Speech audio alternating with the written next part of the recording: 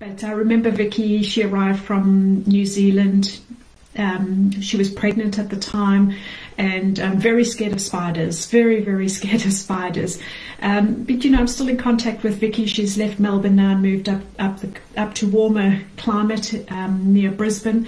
But you know, I've been around and I've seen her two girls now come into this world and thrive in Australia. Lilani, if you're watching, big shout out to you, one of my favorite relocations, who contacted me over the weekend and said, I'm arriving next week. I have 4 boys and a pasta pot. And I was just blown away that out of all the things you could choose in your house, you chose a pasta pot. But with boys to feed, I get it. You know, we've had some pretty scary stories as well. When I had a UK relocation, actually they were returning Australians, they were coming back to Australia. The driver phoned me early one morning to say they weren't on the flight, he couldn't find them. It later turned out that unfortunately one of the boys had fallen in Heathrow Airport and split open his head.